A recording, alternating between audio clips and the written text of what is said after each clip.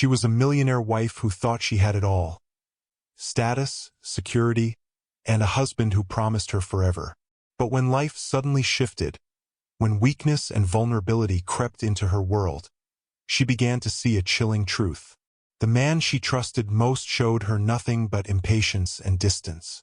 His words were sweet, but his eyes told another story. And just when her world felt emptiest, someone else stepped forward. A man society often looked past, a black janitor working quietly in the background.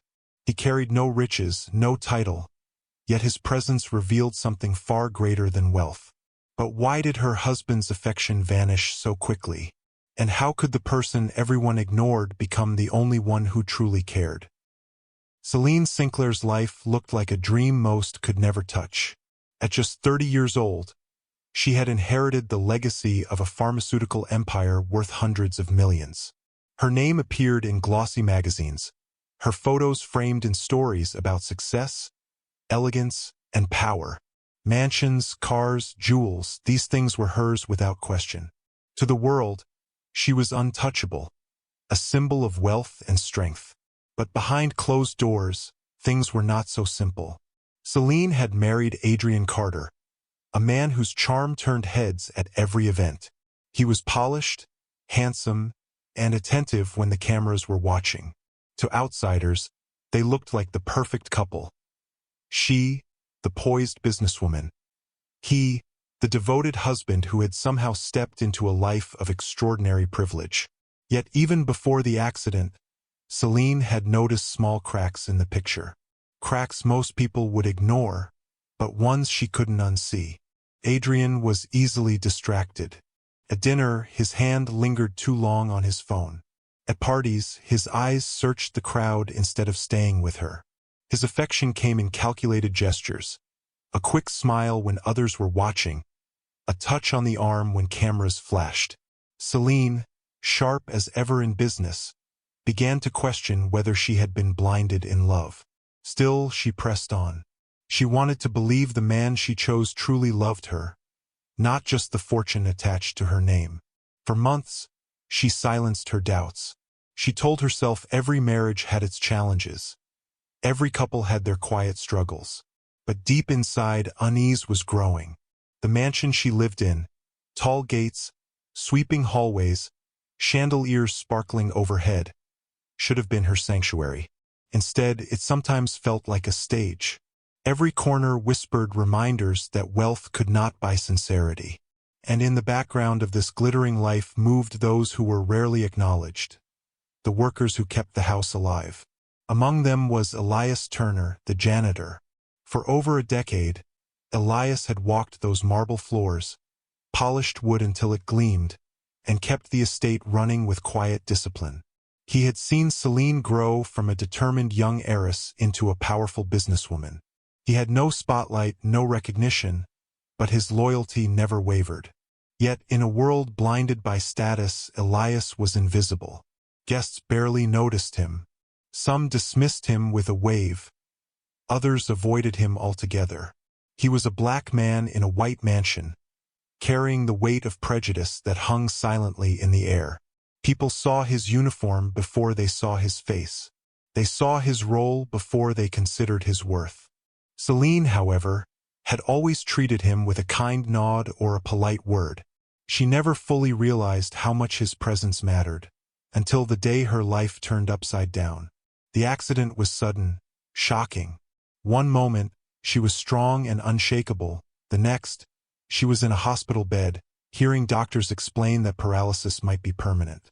The news rippled through her world like an earthquake. Her friends gasped, her family worried, and Adrian put on the mask of a dutiful husband. He stood at her side with sympathetic words, but his touch lacked warmth. His eyes flickered to his phone even as the doctor spoke. Celine felt the shift immediately. Vulnerability had stripped her defenses, and in that moment, she saw Adrian more clearly than ever before. He looked at her not with love, but with calculation. Each sigh, each hollow phrase of comfort felt rehearsed, as though he was playing a role he resented. Meanwhile, Elias was quietly present. He adjusted her pillows, ensured she had water, noticed when her blanket slipped, and lingered just long enough to confirm she was comfortable before stepping back into the shadows. He did not seek recognition, but his actions spoke louder than Adrian's empty reassurances. Celine began to notice the contrast. Her husband's impatience when she needed time. He sighs when she asks for help. The cold way he brushed her hand aside when no one was watching. And then, the steady presence of Elias, humble, overlooked, yet deeply human. Doubt thickened into fear. Had Adrian ever truly loved her? Or had he only ever loved the empire she represented? Celine's instincts told her there was more beneath the surface. She saw the way Adrian guarded his phone, how he slipped into the other room for hushed calls, how his explanations for late nights grew thinner and less convincing. The world believed Celine Sinclair was untouchable. But as she sat in her wheelchair, confined and vulnerable, she realized her greatest test was not her body's recovery. It was discovering who she could truly trust. The stage was set. A wife questioning her husband's love. A caretaker is overlooked by society. A mansion filled with secrets no one yet dared to name. And deep within Celine's heart, one question refused to be silenced. When loyalty is tested, who will stand beside you? Those who claim to love you, or those the world ignores? Celine's days after the accident blurred into a haze of routines, doctor's visits, and forced smiles from her husband. On the surface, Adrian played the part of a caring spouse. He updated friends with carefully chosen words, assuring them that Celine was strong and fighting. Yet behind the polished performance, Celine noticed how quickly his patience wore thin. The warmth in his voice lasted only as long as others were present. At night, when silence filled the mansion, Adrian's true self emerged. He scrolled through his phone with intensity, whispering into it when he thought Celine was asleep.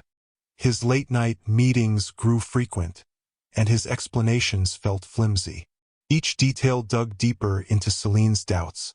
The man she had trusted with her life now felt like a stranger standing in her bedroom. But it wasn't just his distance that troubled her. It was his disdain. When Celine struggled to adjust to her wheelchair, he sighed. When she needed help to move from chair to bed, his grip was cold, mechanical. His gaze, once full of admiration, now carried something sharper, irritation, even resentment. And in the quiet moments when Adrian walked away, Elias remained. Elias Turner had no title, no fortune, and little acknowledgement. For 12 years, he had walked those marble floors unnoticed. But now, he became the silent witness to Celine's unraveling world. He carried her meals when Adrian forgot. He ensured her medicines were at her bedside. He noticed the drafts in her room, the way her body shifted uncomfortably, and he fixed them before she could even ask. Yet not everyone appreciated Elias's presence. Some of Adrian's wealthy friends scoffed when they saw him. At gatherings, whispers floated. "Why is the janitor hovering so close?" Some sneered at the thought of a black man standing so near to a woman of Celine's stature. One evening, Adrian himself muttered under his breath, sharp enough for Elias to hear, "Know your place." Those words stung. They weren't just about hierarchy. They carried the weight of generations of prejudice. Adrian saw Elias not as a man, not as someone capable of loyalty or care, but as background noise, disposable. Celine noticed the shift in Adrian's tone whenever Elias was around. His jaw tightened, his voice turned cutting, as though Elias's very existence offended him. Yet Elias endured, never raising his voice, never retaliating. He simply continued his quiet acts of loyalty. The tension thickened. Celine began to connect the dots. Adrian's hushed phone calls, his disappearing acts, his growing hostility. She also recalled the unfamiliar young woman who had visited the mansion in her absence, Isabella Martinez. The memory returned with a sting. Isabella's bright laugh echoing in the hallway, her lingering glance at the art collection. Celine's instinct screamed that Adrian's betrayal ran deeper than neglect. But instinct wasn't enough. She needed proof. Late one night, as Adrian claimed to be at a business dinner, Celine confided in Elias. With trembling hands, she asked him to help her uncover the truth. Elias listened carefully, his calm presence steadying her nerves. Then he agreed. Together, they planted hidden cameras throughout the mansion. Tiny, discreet devices tucked into bookshelves, corners, and hallways. What the cameras revealed in the weeks that followed shattered Celine's last illusions. Adrian wasn't just distracted. He was consumed by greed. The recordings showed him ushering Isabella into the mansion while Celine lay helpless upstairs. His voice was clear as he told her, "Soon, this will all be ours." Other clips showed him rifling through financial documents, consulting with lawyers about Celine's mental capacity, and forging signatures to move money from her accounts. Worse still, his disdain for Elias grew venomous. In one recording, Adrian mocked Elias to Isabella, calling him just the janitor, and laughing at the idea that he lingered around Celine. "She's so desperate she probably clings to him," Adrian sneered, oblivious that his words were being captured. Each frame, each soundbite became undeniable proof. Adrian wasn't a husband burdened by tragedy. He was a predator circling his prey. Celine's heartbreak deepened, but alongside it burned something else: resolve. She realized that while her wealth had drawn opportunists, Elias's loyalty had never wavered. Despite the whispers, the racism, the dismissal, he had stood firm. He was the one who noticed her pain when Adrian turned away. He was the one who treated her not as a burden, but as a human being. But exposing Adrian wouldn't be simple. Celine knew that power and money could twist justice. She needed allies who could act quietly, strategically. That's when Elias introduced her to Thomas Bailey, a corporate fraud lawyer known for dismantling elaborate schemes. Together, they crafted a plan. The cameras kept rolling, capturing more incriminating evidence. Adrian boasting about transfers, Isabella mocking Celine's condition, and plans to declare her mentally unfit. Piece by piece, the case built itself. Yet, with every revelation, the danger grew. Adrian's mask was slipping. He grew bolder, bringing Isabella into the mansion in broad daylight. He paraded her through Celine's home, pointing to paintings and sculptures as if they were already his. His arrogance was suffocating, and Celine knew the endgame was near. Then came the breaking point. One evening, Celine feigned a relapse, collapsing in pain. Elias rushed to call Adrian, explaining the urgency. But Adrian's response was chilling. He was at a luxury restaurant with Isabella, sipping wine. His voice, captured on the phone, was cold. "I'll come when I can. She'll survive." Then the line went dead. Celine's fears were no longer suspicions. They were facts. The cameras had revealed betrayal. The phone call confirmed abandonment. And the world was about to see Adrian Carter for who he truly was. But could Celine bring him down before he destroyed everything she had built? The answer was coming, and it would shake her life to its core. The mansion had never felt colder. Celine sat in her armchair, her wheelchair pushed to the side, the hidden cameras still rolling silently in their corners. For weeks, she had watched Adrian's charade unravel. Each clip, each document forged, each betrayal layered itself like a storm cloud ready to break. Now the night of truth had arrived. Adrian returned late, his cologne laced with alcohol, his suit jacket hanging carelessly from his shoulder. His lips curved into a smile that wasn't for her. It was for the thought of what he believed was about to be his. He walked in expecting a broken wife, still bound by paralysis. Instead, he froze. Celine was standing. A glass of wine rested in her hand, her posture tall, her eyes sharp and unyielding. She had rehearsed this moment in her mind countless times, but nothing compared to the silence that followed his stunned expression. For the first time in their marriage, Adrian looked powerless. "What is this?" he stammered, his voice cracking between disbelief and fear. Celine didn't answer right away. She let the silence sting. Then, with calculated calm, she revealed the truth. She had never been paralyzed, not truly. The doctors had told him what she wanted them to. Every sigh, every hollow phrase of concern he offered, every late-night call he thought she didn't hear, it had all been part of a test. Adrian's mask shattered. His smooth charm crumbled into desperation.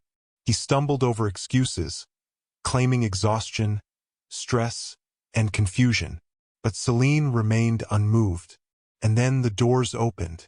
Elias entered first, no longer in his janitor's uniform, but in a pressed suit Celine had insisted he wear.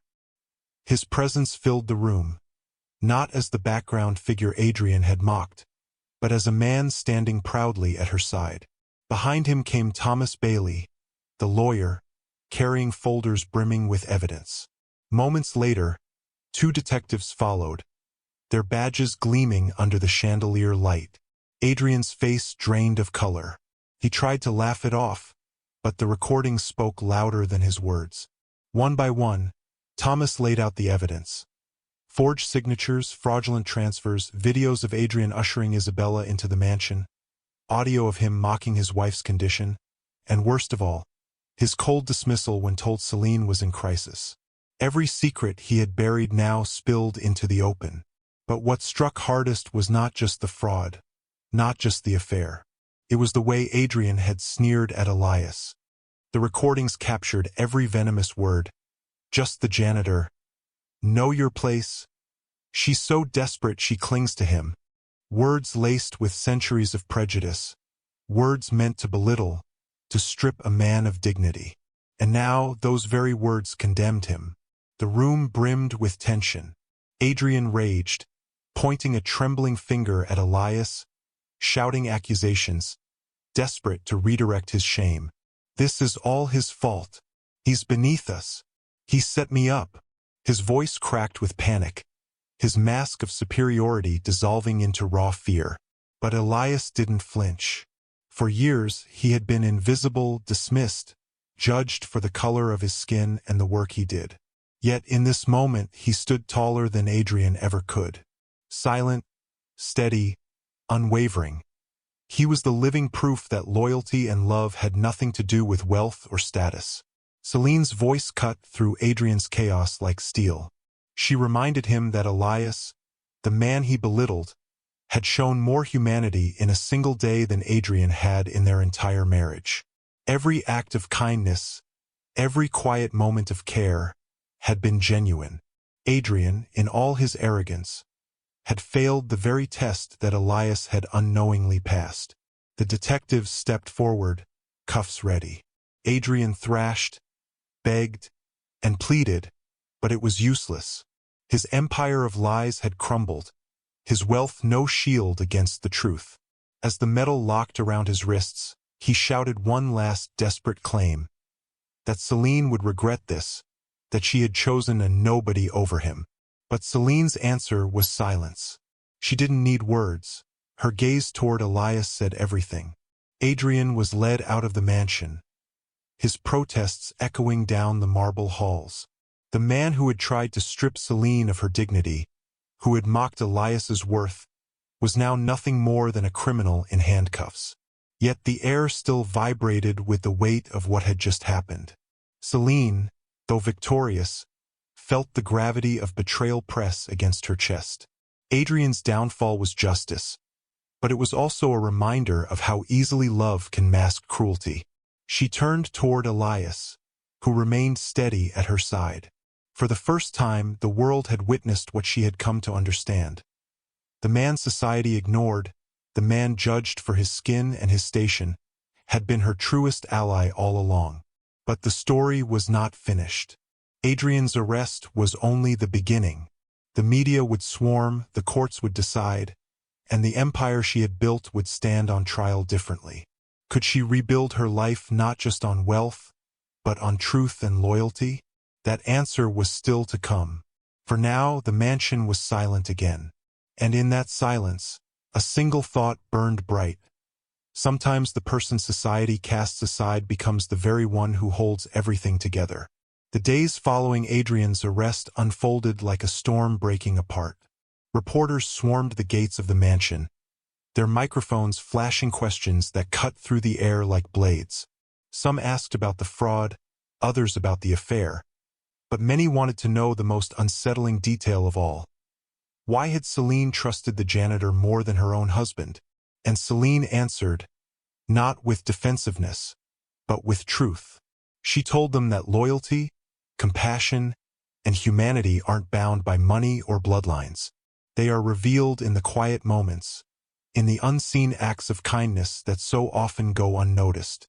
She spoke Elias's name proudly, lifting him into the light after years of being overlooked, dismissed, and belittled by people who believed wealth determined worth. Elias didn't seek the spotlight. He had never cared for applause. But the world suddenly cared about him. People wrote headlines about the janitor who proved true love, about the man who stood tall in the face of hatred. For some, it was a sweet story of justice served. But for others, especially those who knew the sting of racism, it was a mirror. Because Adrian's cruelty wasn't just betrayal as a husband. It was the venom of something much older, much deeper. His words to Elias, mocking his skin, mocking his place, were echoes of a society that has for centuries chosen arrogance over empathy, prejudice over humanity. And that was the real story. Celine understood it more with each passing day. She had tested Adrian, yes, but in that test, the truth about the world itself had surfaced. Money had shielded Adrian from consequences for years. Power had convinced him he was untouchable. But when faced with a man he considered beneath him, Adrian showed what was rotting inside. He revealed how racism doesn't always come with burning crosses or hateful mobs. Sometimes, it shows up in sneers, in words meant to strip someone's dignity, in the silent assumption that one life matters less than another. Elias's strength in the face of that cruelty became Celine's anchor. Together, they rebuilt, not just her life after Adrian's downfall, but a vision of what life could be when people chose love over prejudice. The mansion that once echoed with lies became a place of change. Celine funded community programs in Adrian's name, not to honor him, but to undo the harm he represented. Elias, though hesitant, agreed to lead mentorship programs for young men who had been told they would never be more than the job they worked. The media eventually moved on, as it always does. But for those who watched, the impact lingered. People debated online, some mocking Celine for her elaborate test, others inspired by her courage. Yet the deeper conversations were the ones that mattered. Conversations about how often we judge worth by wealth, about how often we fail to see the humanity of the person cleaning our streets, serving our meals, fixing our broken pipes. Conversations about the everyday racism that hides behind polite smiles and casual words. And maybe that is the true resolution here. Not just Adrian's arrest, not just Celine's freedom, not even Elias's vindication. The resolution is the reminder that every act of prejudice, no matter how small, carries the weight of centuries. And every act of kindness, no matter how quiet, carries the power to break those chains. Celine often said in interviews that her greatest mistake wasn't marrying Adrian. It was believing his mask. But her greatest lesson, she insisted, was discovering that love and loyalty can come from places the world tells you to ignore. So what does this mean for us? For me? For you? For everyone watching? It means we need to ask ourselves the hard questions. Who have we dismissed without ever knowing their story? Have we judged by the color of their skin, the job they hold, or the place they come from? And most importantly, when the test of humanity comes, will we pass it, or fail it like Adrian did? The story of Celine, Adrian, and Elias is not just about wealth and betrayal. It's about us. It's about the choices we make every single day, to look down on others or to stand beside them, to ignore injustice or to speak against it. Because love is not proven in words. It is proven in action. And sometimes, the people we least expect become the ones who hold the truest kind of love. So, as this story closes, I leave you with a question. When the moment comes to choose, will you see someone's worth for what it truly is, or will you let prejudice blind you? The answer may not just change someone else's life. It may change your own. What do you think about Celine's test? Do you believe her plan revealed the truth, or did it go too far? And what about Elias, the man everyone ignored, yet the only one who showed real love and loyalty? This story isn't just about wealth and betrayal. It's about how easily we overlook the people who carry the most humanity. Share your thoughts in the comments. I'd love to hear your perspective. And if the story moved you, don't forget to like, subscribe, and join us for more powerful stories.